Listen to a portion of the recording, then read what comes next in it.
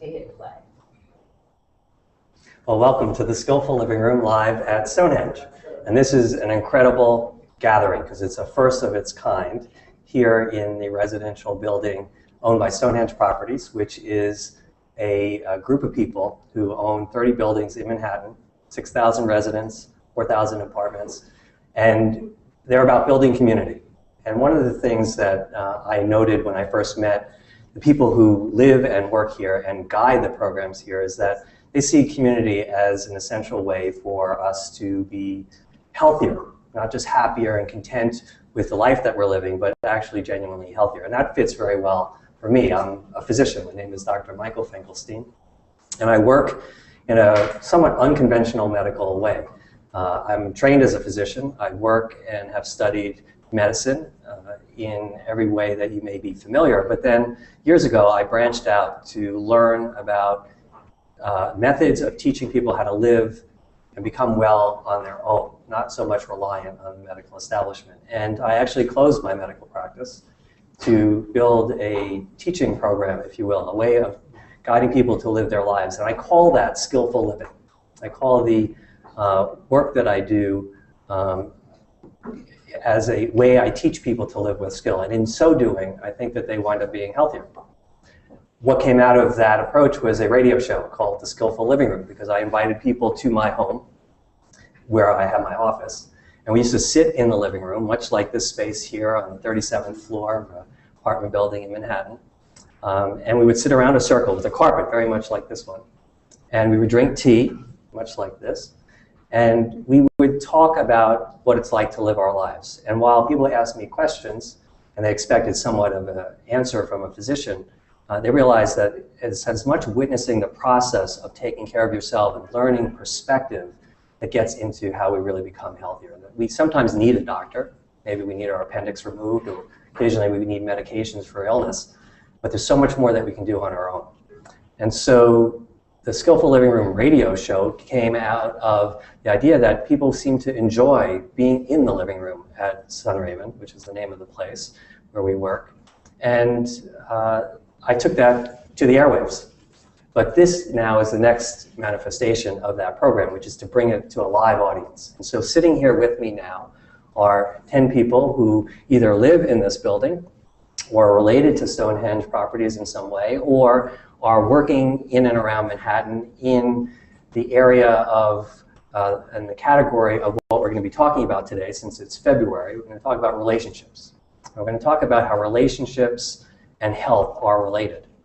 We're not going to talk about relationships in the typical way, which is how can I get along better with my mother, brother, sister, father, husband, but how healthy relationships make for a healthy life and why that's the case. And so that's what we're going to talk about. So a lot of the people here are experts in that category, but I think that this conversation will take on a slightly different form because it's really about your health.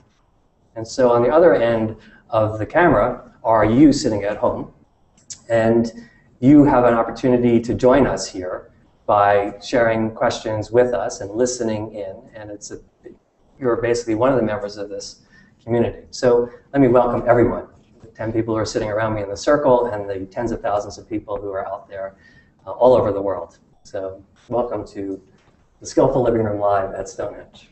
I think the first thing that's really good to do when you sit around in a circle especially is for people to introduce themselves. I sort of like that. I think, again, this is about relationships. And the first relationship we have, at least in a conversation like this, are the people to our left and right. So if you wouldn't mind maybe just introducing yourselves, and then I'll talk a little bit more about some concepts, and then I'd love to hear your thoughts on this subject. So, please. Well, my name is Nick Sparks, and I'm a communications coach here in New York City, with an emphasis on dating, on romantic relationships. So it brings me on. Good. Popular subject. Everybody likes to talk about it. Great. Welcome. Hi, Nick. My neighbor. Hi, I'm Shreya Jackson. I'm a dating coach based here in New York. My niche is a lot of professional women who I encourage to be just as serious about their love life and their relationships as they are their career. And I'm also the relationships editor at Essence Magazine. Welcome. Thank you for having me. You're welcome. In your living room. Yeah. Hi, I'm Christopher. I have a business in New York that, in context of a relationship, I could describe it as um, takes care of or helps people with relationships to their health and bodies. It's a store that focuses on organic and raw food lifestyle. So it's very interesting how that also fits in well-being and relationships with our own body and how it expands from that into the relationships with other people. Hi everyone, my name is Charlie Penn. I am a relationships editor for Essence.com, and I'm also a healthy marriage blogger. Happy to be here. Good for you. My name is Rachel Golden, and I'm a PR and marketing professional who has the opportunity to actually work with Dr. Finkelstein and some other very important people in this circle in this concept and the concept of skillful living and making sure that more people know about it. Hi, my name is Michael Stern. I'm creative director at Stonehenge and am a part of making this dream come true to bring expand people's way of thinking, asking questions, having an expert and other experts in our community to make for better, more balanced living. I've been married and divorced twice. I'm now in my third, and I finally figured it out. It's not all about me. And just to have a peaceful, harmonious home, which is a great challenge, and then we both go off to the world from peace and love, is my contribution at the moment. That's a good one. My name is Nancy Trent, and I'm president of Trent & Company, which is a New York-based public relations agency. And we talk a lot about, things you should be eating and things you should be doing. And I'm really excited about Dr. Finkelstein's idea about relationships. I feel like it's the next important vitamin, like vitamin R. Because, you may be finding that you're doing all the right things and you still don't feel, you don't have that optimum health. And I feel like relationships is really important. And I didn't really realize that until speaking with Dr. Finkelstein. I thought it was what you did. And also, this weekend I was thinking to myself, it isn't really what you're doing, it's who you're doing it with that's important. Just a little insight. Totally. I'm Omar Hassan. We are neighbors, and I am a hypnotist and lifestylist. I have a practice here in Times Square, and I focus on upgrading and transforming people's lives in any way that they're looking for, whether that's achieving a goal, a dream, a vision, or getting rid of problems, stress, anxiety, depression, any sort of issue a person has. Definitely really resonate with the idea of creating a lifestyle around being healthy and looking at, instead of a Band-Aid approach, looking at ways to nourish ourselves from within and becoming healthy and strong through various ways.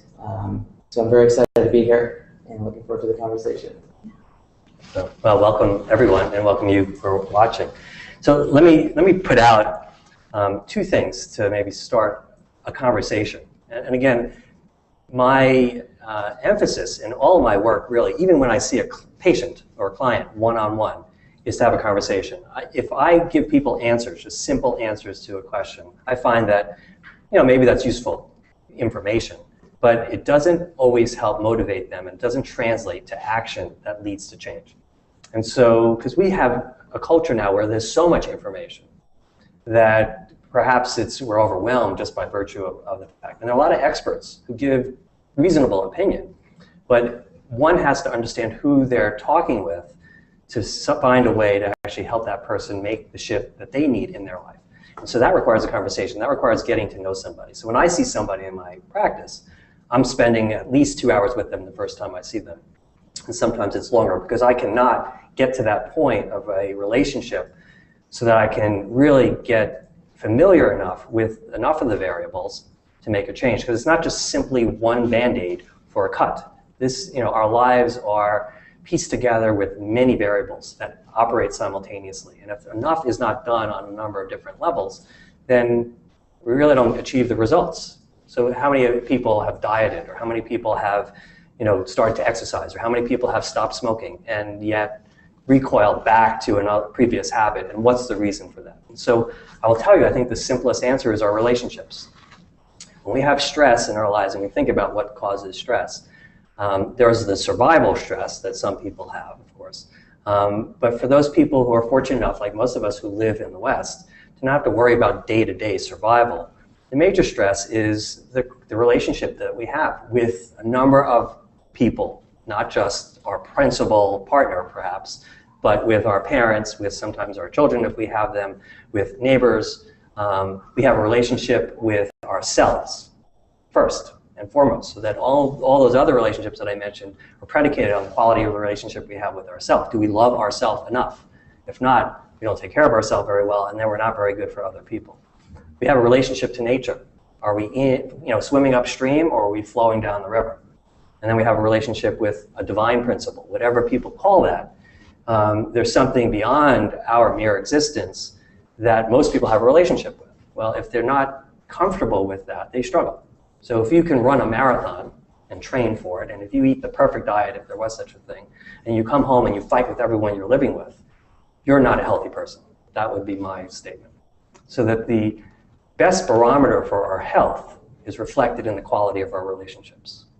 And our relationships are broad. They're not just with the person we live with, but with a lot of people, past, present, future. So the question that I would put on the table then is, from your perspective, both professionally, because you're a lot of professionals with a lot of experience now reflecting on that, and we're all professionals in terms of relationships because we've all had relationships our whole lives, and we know what's working and what doesn't work.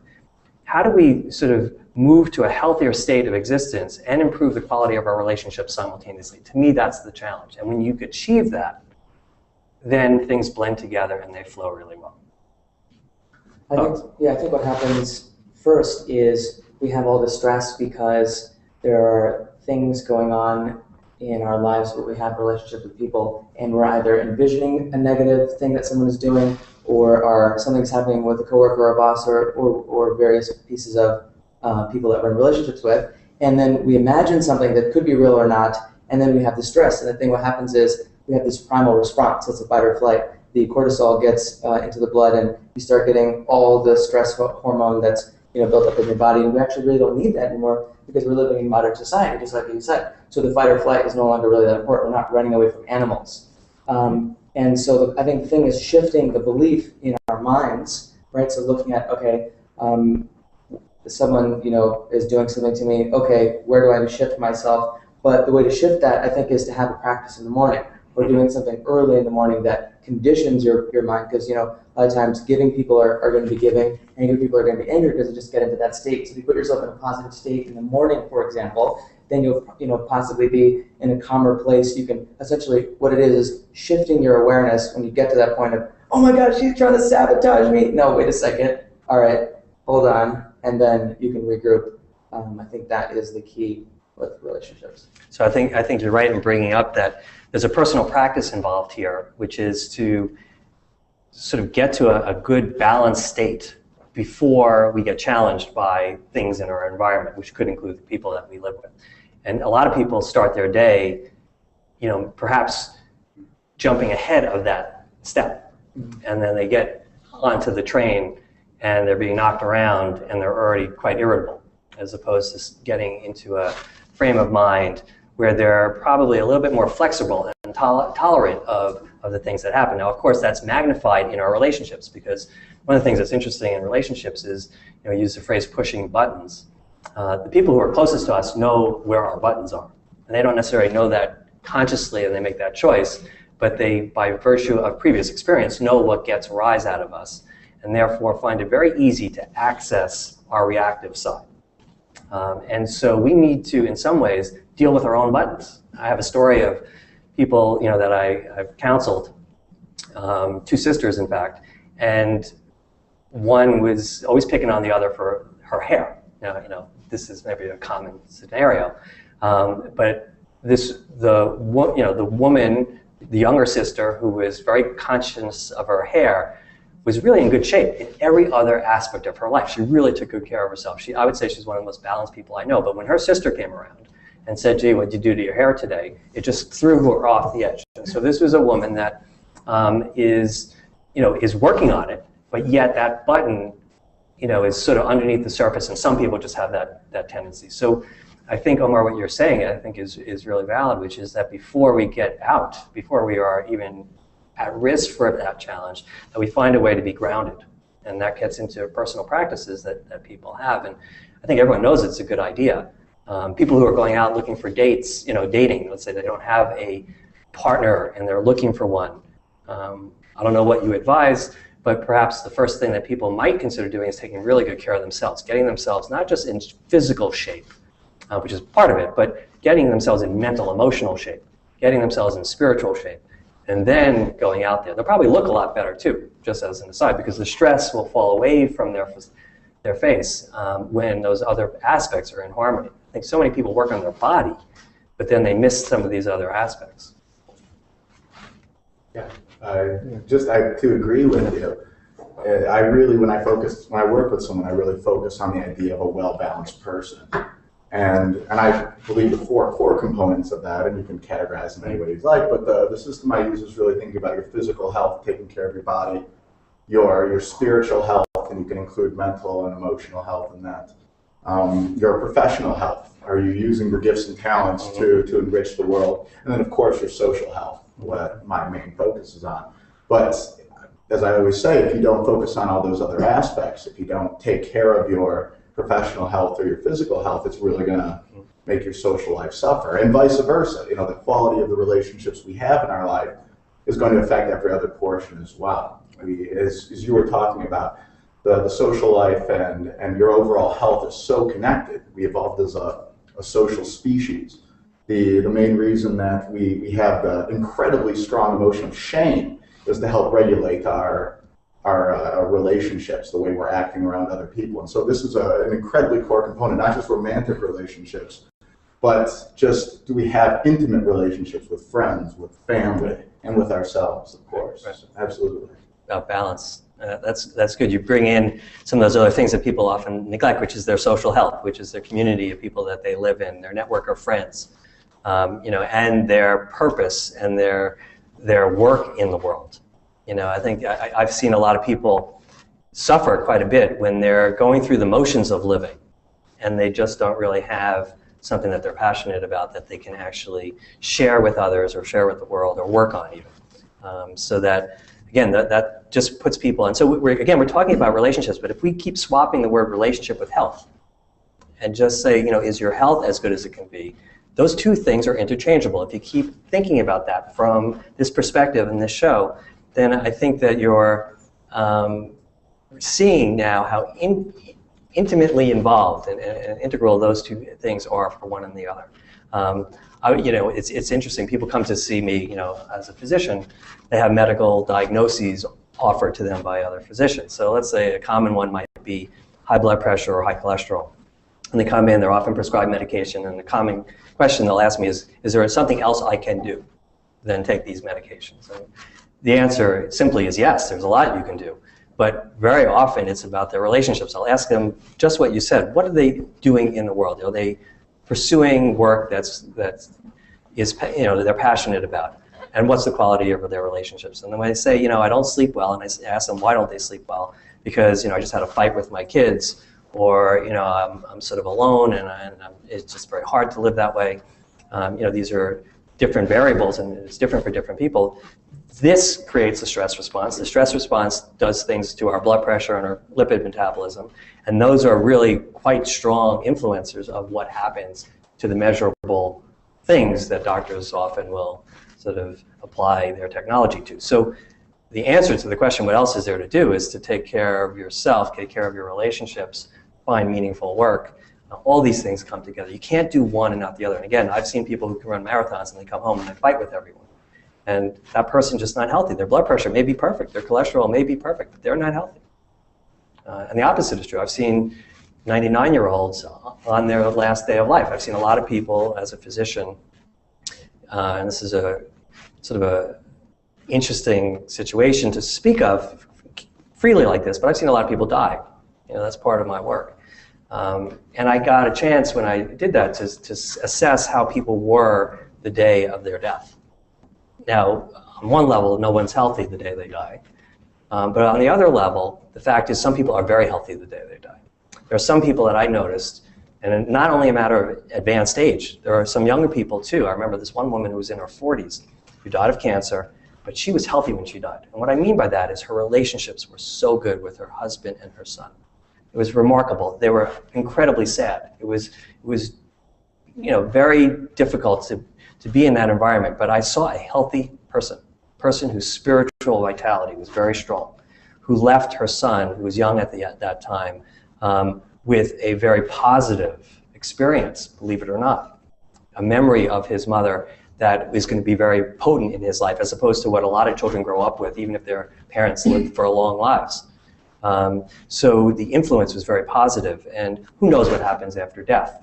So the fact is that people can be somewhat healthy. Now, the word health, just to finish this point, in Anglo-Saxon, which was the original root of that word is halen, it means whole. It means whole, just like the word holy. All these come from the same word root. And so, again, if we look at the word relationship, health, and whole, when we're whole, meaning our world is intact, we're doing things that are meaningful, we are in balance, we wake up in the morning and we sort of stay level, we're healthy. I don't care what your blood pressure is. I really don't care what your blood pressure is, although it probably will be lower under those circumstances than in any other way. So that's the benefit. It's not that it's going to likely be high and we ignore it, but that's how you actually bring your physical body into alignment with those other things. Have you ever studied how the new social network, because so many people are connected through virtual reality, and here in New York City, living in buildings, you might have 1,000 Facebook friends and maybe not say hello to somebody till you get to work in the morning and pass people who are neighbors and ride in an elevator and feel uncomfortable. And is virtual socialization an antidote for not having it in your life physically? Oh, I think the answer is it probably can be very useful for people to connect. If that's the only method for connection, though, that might represent another type of issue, which could be just extreme isolation, physical isolation. Somebody lives in the North Pole, maybe just doesn't have a lot of neighbors. On the other hand, if it's a choice that people would rather live virtually as opposed to connect physically, then that probably speaks some sort of mental, emotional condition, some anxiety condition that prevents somebody from being out in the world. But there's ways, I think, of using social technology, socially oriented technology, to improve connection. But I think there's a limit to its effect. That's just my personal take on it, that it can be overused. But for some people, it may allow for connection and expression, which they may have otherwise not been able to do. Recognition, to be seen. And even though it may be virtual, there are people who live their life on Facebook. And they're now part of a community that they may never have had. They may have been in isolation. They have somebody to actually talk to if they're not feeling so good, or to share some news that's very exciting. And I think there's positives in that. I also feel like it's about housekeeping, somewhat, especially with friendships, because not all friendships are healthy. Many of them are toxic. Mm-hmm. You may want to build a healthy relationship with someone, and that may not be possible. They may not care for you the same way you care for them. They just may not be good for you. And I think you have to sort of first be able to visualize and say, okay, this is my life. Are there people in it who are good for me? Are there people in it who are bad for me? Are there friendships that I think exist but don't anymore, or that I have on life support? Mm-hmm. And, both of you have to do the work. So if you are able to look around and see that there are people in your life who don't necessarily care to be there, or aren't benefiting, aren't giving anything to you, and aren't receiving anything from you, it seems to me like there's housekeeping involved just from day one. Yeah, but when it comes to interpersonal relationships, as opposed to, let's say, the relationship with the divine, you expect an answer back, with another person. You expect a relationship, somebody to make the effort that you're making. Right. And you're right, I think there are times in our life where we need to reevaluate what we've been doing, what we've been carrying, and every once in a while lighten our load. I mean, it's a principle of detoxification in essence. And there's physical detoxification, but there's ways of we clean our closets once in a while. Well, once in a while we need to really assess our friends, the people that we're living our lives with, the people who reassess marriages. I mean, these are common, but they're important to do. We live in a world, you use the word shame, where there's stigma associated with dropping friendships or ending marriages and things like that. And so some people hesitate to do that. As a result, they carry a lot of baggage. And in carrying baggage, it weighs us down. Another thing that people often need to, sort of work on is how they feel in their body. Do they feel they can move easily or freely? Well, the more weight you carry, and I'm not just talking about physical weight, but the more emotional weight you carry, it's probably going to translate to how your body feels when you're moving it. And so most people I know, as they get older, their body doesn't feel as good as it used to. And so some of the things, sure, it's a physical phenomenon in part, but there's also all this baggage we're carrying. And so I think you're right. We need to clean our closets once in a while, and that includes our relationships. Just to make a point about that, I look at relationships as teeter-totter skills. And what I find is the people that I work with, they are upgrading and transforming their lives at such a fast pace. Sometimes their friends don't want to or don't feel the need to maybe keep going. So then they're going up like this, and the other person is holding you down, right? So they would have to upgrade their life too if you're going to keep them in their lives. Right. Some motivational speakers and gurus out there talk about maybe letting them go. Some say you should keep them around. I think maybe bringing some sort of distance and also maybe being a catalyst to assist them if they want to, or getting them some sort of leverage, or having them get real with their life could be a way to help them, get to another level. Or, if they don't want to, then that's fine. But for me personally, I don't like cutting people off, but I'll just, put them in that place of, okay, I'm not going to hang out with that person as much, but I'm definitely going to be a positive force in their life. And maybe mentor them when they need me and be the listening ear as I can, although at the same time, I've got all this other stuff going on, so they're not going to be as much, in my immediate kind of circle. But another thing is, it's like once we start to give to all these other people, that also helps them. So being in that place, when you're dedicating your life to a cause bigger than yourself, you're reducing stress and you are, really being out there and in the world. And, yeah. The best relationships, though, I think, are ones along the lines of what you're saying, where communication is so good that you can share what's on your mind with another person. So let's say you're feeling tension in a relationship and you're questioning whether or not you really want to maintain this relationship. But if you have a friend, let's say, that you can discuss what's going on, and they meet you there and they say, you're right, I care about that as well, that's the basis for improving the quality of a relationship that may have fallen on harder times. When there's no communication, when there's an assumption that certain things carry on the way they always used to, then I think that's when one person may invest a lot of work and the other person may be nowhere near as committed.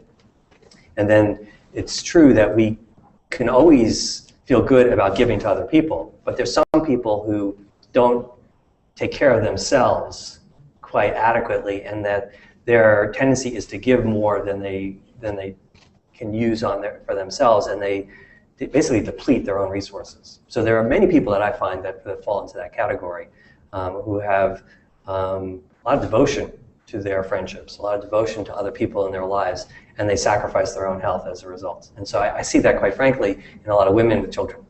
I see women still suffering quite a bit in terms of how much they devote themselves to the well-being of their children and often don't take care of themselves. And then they wind up, and I've seen this usually when those children get old enough to leave the house, and then those women are left, let's say they happen to be 50-ish, and other things are going on for them at that time of their life. And so it's a very challenging time, but now their passion may have been children. So they may have been working on something that's been very passionate, but now they have not filled that void that's now been created by those children becoming adults on their own.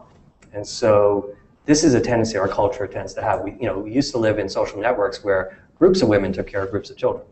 Now there's a lot of emphasis on a single woman taking care of all of her children. And yes, maybe the fathers are involved to some extent, but there aren't necessarily the women networks that used to exist.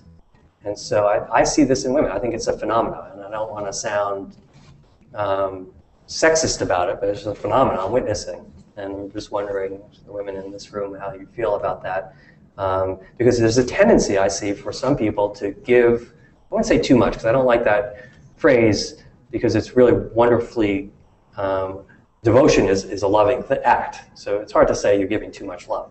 But when one gives so much that they don't have enough left for themselves, that's an issue. That ultimately doesn't help the child that they're devoted to, long run. So there's a question mark there that I'm sort of posing.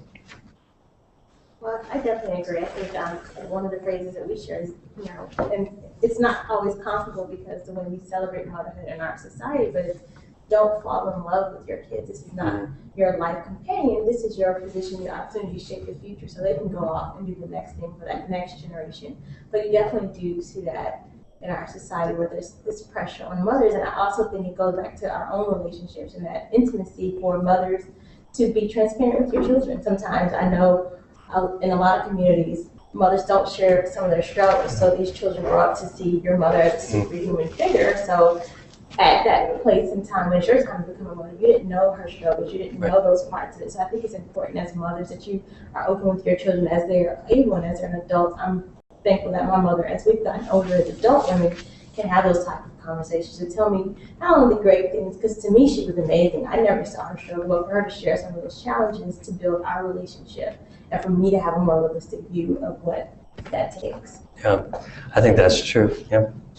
I don't think you're being a super mom if your focus is only your child. I mean, you want to be a role model. So there's a lot of things that you want to do that you want to, so it isn't only, just, it's actually very easy to be totally focused on your child. And it hurts a little bit even when they're little and you start breaking away and creating more of a life for yourself.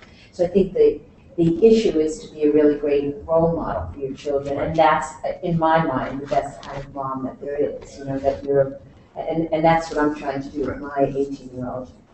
So I wonder if he's watching right now. But I want to say that one thing that I would suggest to everyone, and especially Michael, any way that you can get people first thing in the morning to say hi to someone. If it's great if you live with someone. It's great any way you can.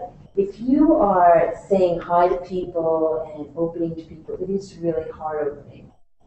And you really can stay in your own little miserable thing if you're like, hi. And even if you have to force yourself a little bit, it's worth it.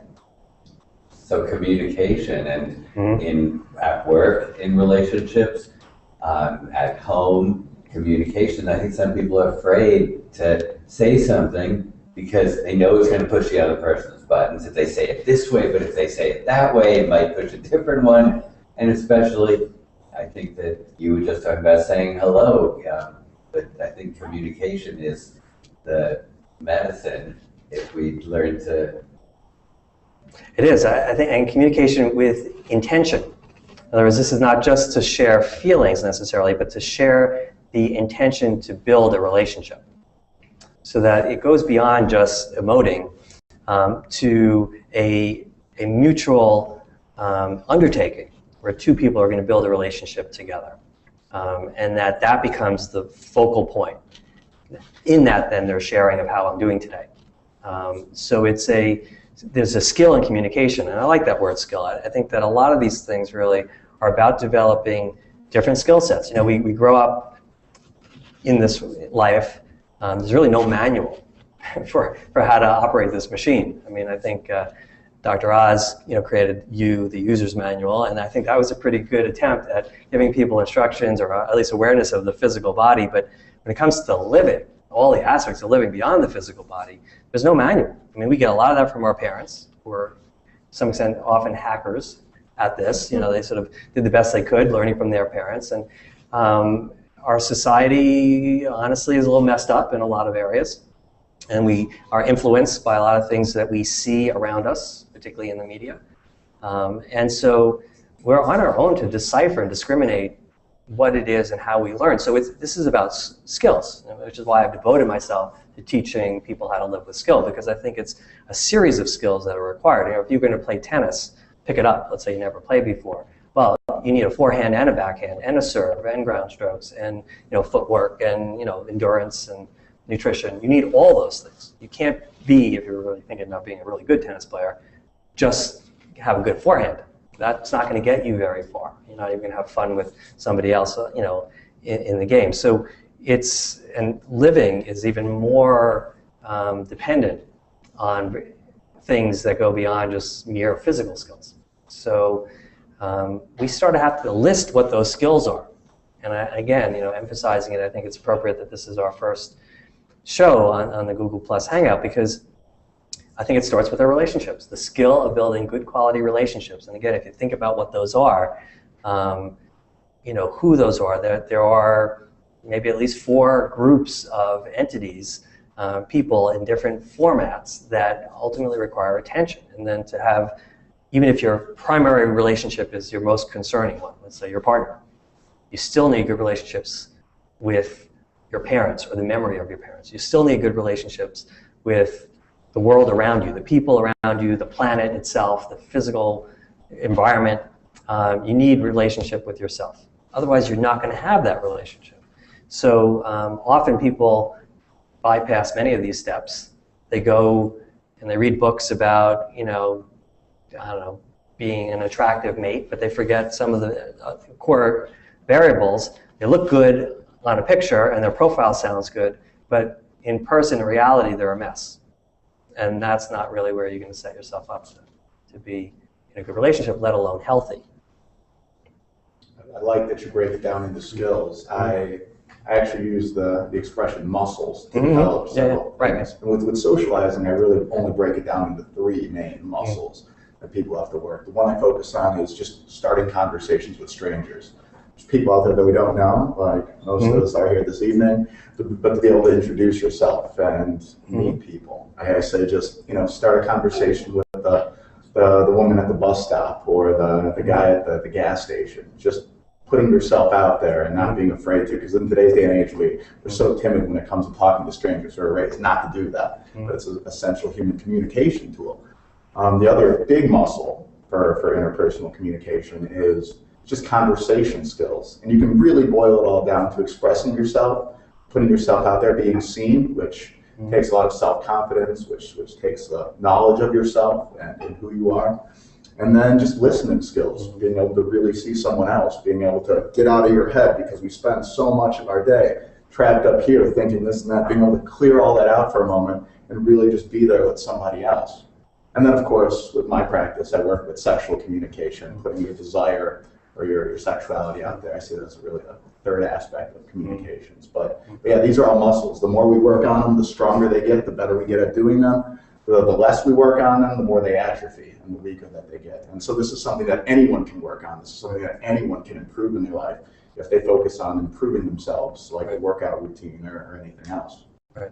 I think one of the things that I find is really important about that approach, let's say that you break down, sort of your interest, let's say in terms of relationships, into those components, those different skill sets that one needs to develop. The interesting thing is that you don't have to be 100% good at any of them. And that's very different than other models, where let's say if you just thought about nutrition again and diet, there's a perfect diet, whatever that might be. And so if you're not 100% perfect, you're not going to achieve what you want. But the fact is that since there's so many variables, if you get to the 70th percentile on a majority of them, the synergistic effect of operating so many different pieces at the same time is remarkable. And so that this perfectionism we also suffer from is also sometimes the enemy of the good. We've heard that phrase before. And so, whereas if a person really just focuses on enough of the important components and works at them, doesn't become perfect at them, but just works at them, together it creates the assembly of something that's functionally much better off. And ultimately, health is a functional state. Health is not measurements. Health is not your blood pressure, how much you weigh, how old you get. It's a functional state, how you are living in the world. How do you feel in the morning when you wake up? What's your attitude when you walk on the street? That's a functional assay. And your relationships are very functional because they're not static. You can say, I've got 3 children and a husband and 2 living parents. Well, okay, so that's 6 people, but that has nothing to do with the quality of your life. One thing that I think about in terms of the various pieces of communication that you speak of is that when I have clients that come see me who want to get better at dating with men or women, we look at various communication styles and ways to communicate, and then which ways to kind of break down a conversation. Right? There's openers, there's transitions, there's right, and it's so deep, right? So essentially, one thing is taking that learning and making it unconscious competent is the switch that a person has to go to essentially if they're not socialized and can have that conversation, because having that conversation in your memory is different, right? So for example, we're having a conversation, right?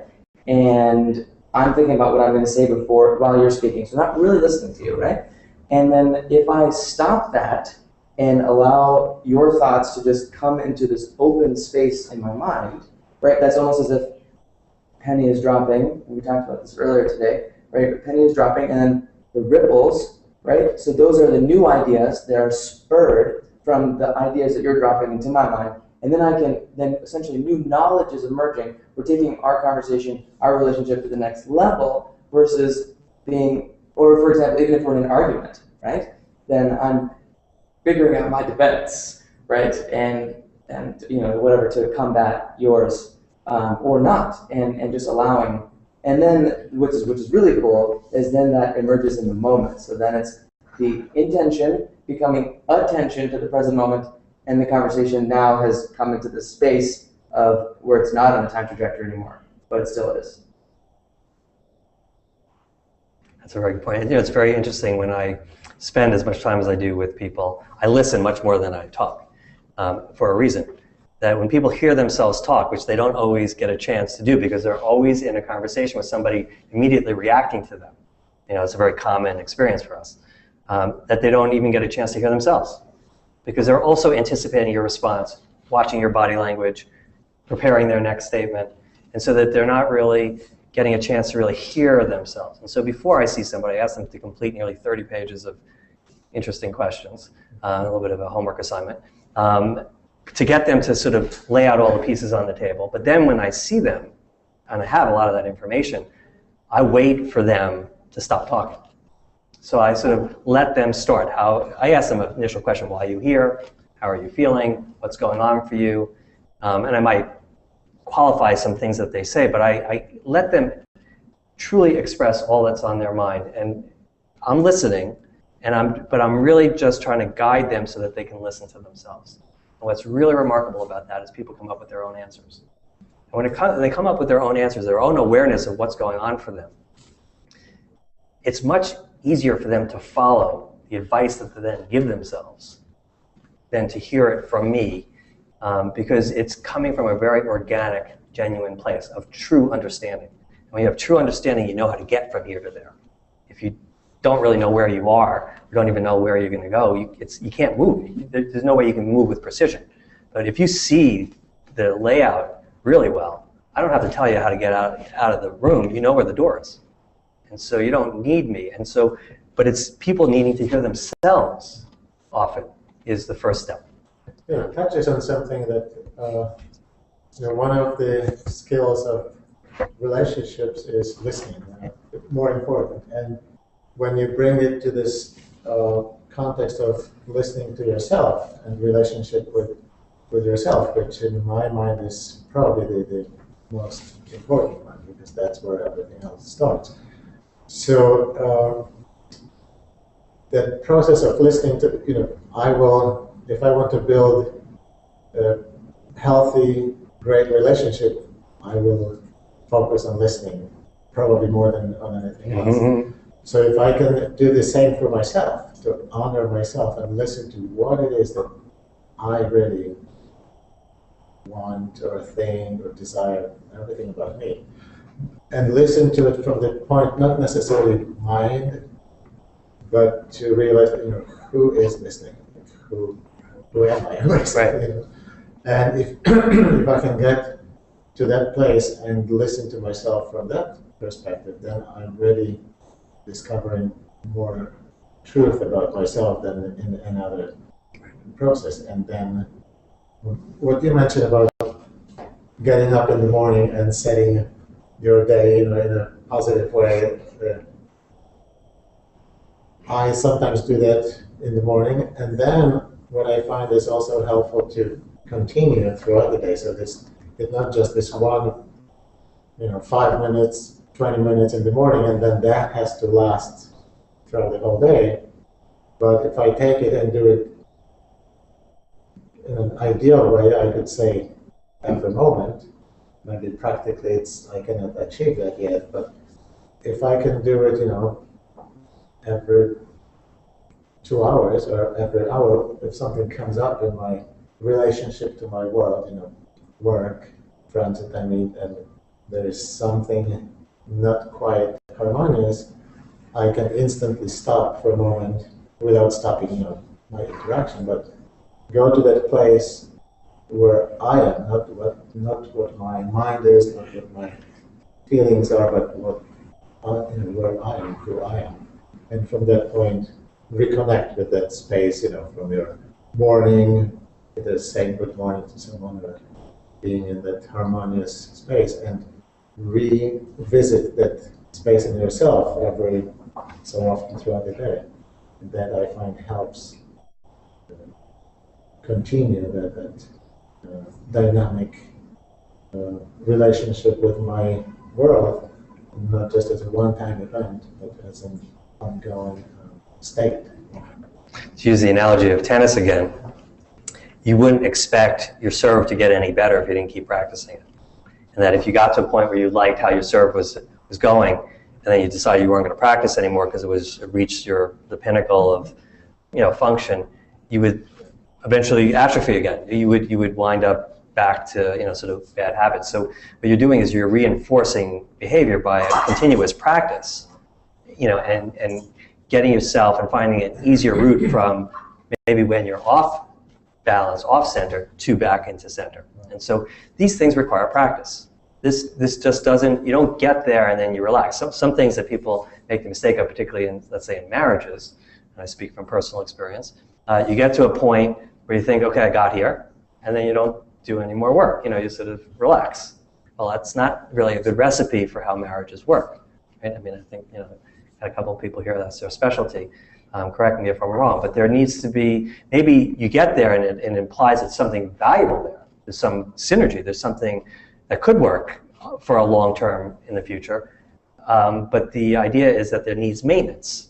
It needs housekeeping, it needs an assessment every once in a while, it needs new life, it needs new activity, new stimuli, new angles, dimensions, it needs creativity. These are the things that are required in a relationship like a marriage.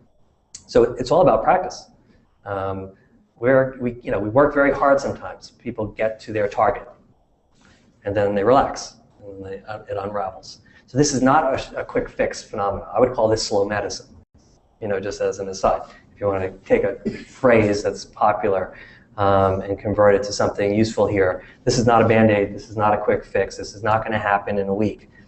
This is something that now maybe you get perspective, you see where the door is, you know how to get there, but now it requires continuous effort and working it and reevaluating it periodically. There's new information that shows up. Your life is constantly changing, constantly evolving. Your perspective is constantly shifting. New experiences. I think it would be interesting now at this point, we have, I don't know how much time we have left. So, but maybe is to talk a little bit and maybe go around the room and talk about envisioning health in a new way, with this conversation in mind, and what does it mean on a practical level to be healthy in this context of relationships, and what have you garnered from this conversation and things that we have shared that are working for you. And the other thing that I would sort of ask you to think about, maybe incorporate into your response, is if it's interesting for you to have had this experience, we've been here for 45 minutes, and to tell me how you're feeling now compared to when we started 45 minutes ago, in terms of just, do you feel healthier now than you did 45 minutes ago? And what this type of connection does. I think we live in a world where we have friends. We often get together. Very often we get together in noisy places with a lot of stimuli, a lot of movement, a lot of commotion. Usually it's around dinner or out to places. We may go to movies or shows where we're actually all looking at something else, not each other. But think about sitting in a circle, which to me is a very important dynamic, or the way to create a dynamic between people. And think about the last time you may have sat in a circle like this with people and talked about something that's meaningful. Think about the last time. I'd just be curious to hear when that was for you. And how does that make you feel when you do this? Because I think this is one of the healthiest practices we can do. It's just to get together periodically, sit around and talk about something real, something meaningful, not come up with answers. This is not about a solution, but this is just about a connection. This is a relationship that we've established. A relationship we've established with people who are not even in this room, but who are virtually here. And I think that that's the beginning of a healthy approach to living, something I would call skillful living. So anyway, just curious how you are feeling right now, and what you're getting from this. I think that sitting in a circle is a wonderful practice. Each time I have experience of that, it's always very energizing. I feel very connected. My daughter, we homeschool her with her mom, so usually in the morning we do a circle, just three of us. It is a circle, and it's a wonderful practice. Last time I had a circle similar to this was maybe a month ago with a group of friends, and similar feeling of health, of well-being, in the very harmonious way. Working a circle is part of that shape, that I can express myself. I can hear to what other either friends or people that I've never met, what they have to say, and it has, I cannot describe it, but some very healthy effect. Yep. I want to say that I'm really grateful to you because Dr. Finkelstein said something about how he doesn't really answer, he doesn't answer people's questions. The information has to come from them. And I felt like we watched you figure something out right before our eyes. And we were listening to you talking about it, and I was like, yeah, go, yeah, do you know what I'm talking about? Yeah, that's it was exactly super, right. it was really, really great. And, I think that we could have, I feel like I know everybody in this room in a way, in a way, like and not only that, I feel like a connection with everyone in this room. And we could have met at, a cocktail party and all exchanged cards and said, see you around, but like I feel like I have a slice of who you guys are, and it's really fun for me. Yeah, what you just said brings another thing for me, that hearing answers in other people's talk is one of the most enriching and beneficial aspects of being in a circle. Because, you will ask some question or pose some situation, and you will not answer it, and I will not have the answer, but someone else will. And I'm listening, and suddenly I get those little gems. Oh yeah, that's what I was waiting for. That's what I was. Yeah, we actually, in my own mind, we watched you figure something out that I don't think that you knew before, and it was really kind of fun to do it, to passively watch that. Well, the cool thing about this is we're all partaking in appreciative inquiry. So when you bring an idea, someone else is not tearing down your idea, but they're going to be building upon it or adding their own perspective.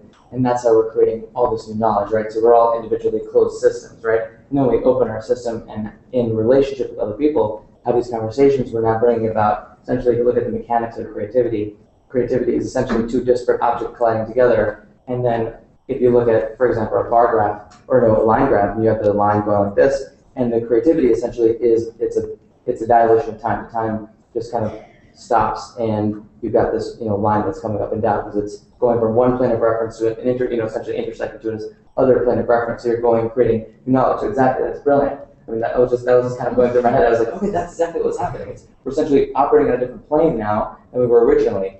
Going back to our homes, and now we're even more stimulated and even inspired to do great things in the world when we leave.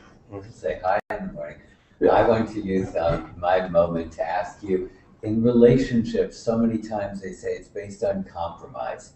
And when you talk about health, so is it compromised health and compromising the relationship? And are we afraid of speaking our truth because we're already 2 steps ahead? You've got to find, it's a dangerous zone to me. And just lately, I'd rather go through the challenge of letting go of things, many things that aren't that important to me.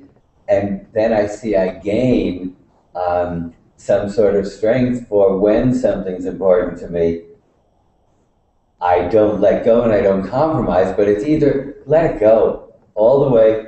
And I wanted to know what you think about compromise, such a word.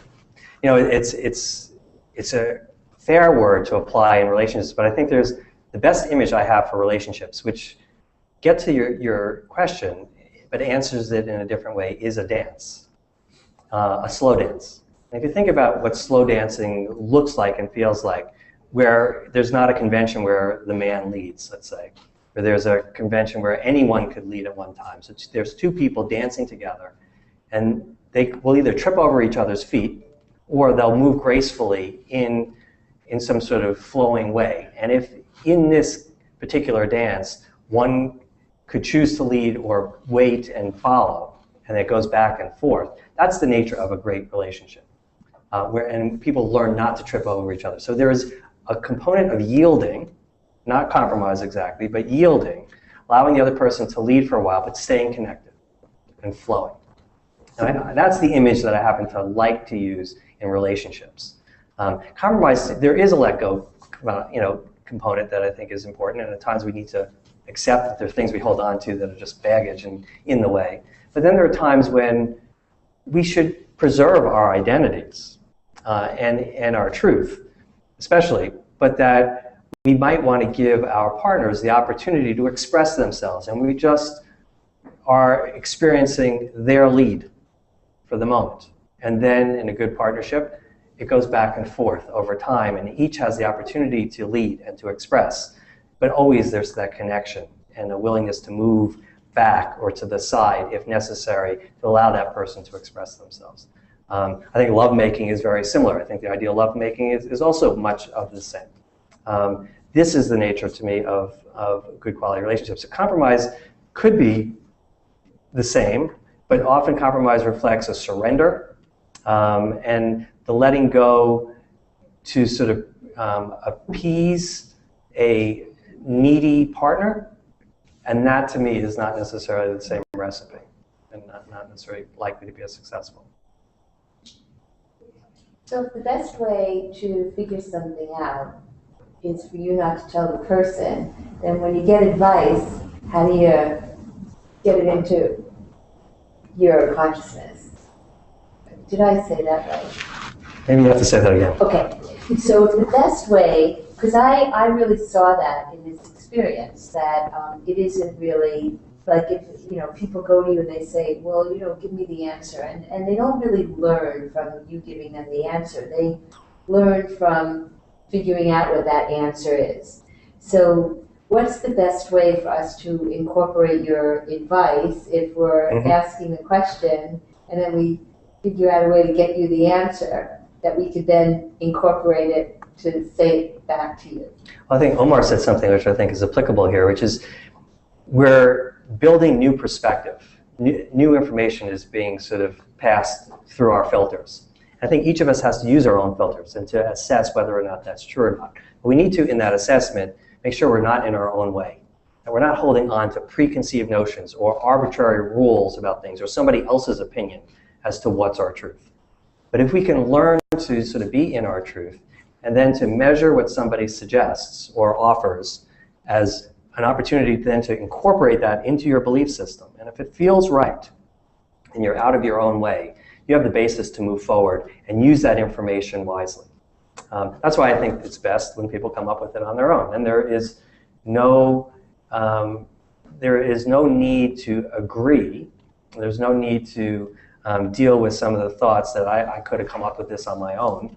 There's no reasons to feel bad about yourself because you didn't figure it out. But when you can figure something out on your own, there's a sense of self-esteem and pride, which is a very important part of this loving yourself. And so that's what sort of I encourage. I have something quick to add. I think we're going to be done today. So this is spontaneous in a way, so that we've got so much more to say. And so there is another opportunity a month from now, just to let you know this is the full moon in February, and about every full moon is when we'll do this again. So the next opportunity will be at the end of the month of March 28th, which is a Thursday night, 6:30 Eastern Time. We welcome you all back. Thank you. Thank you. Yeah. Thank you.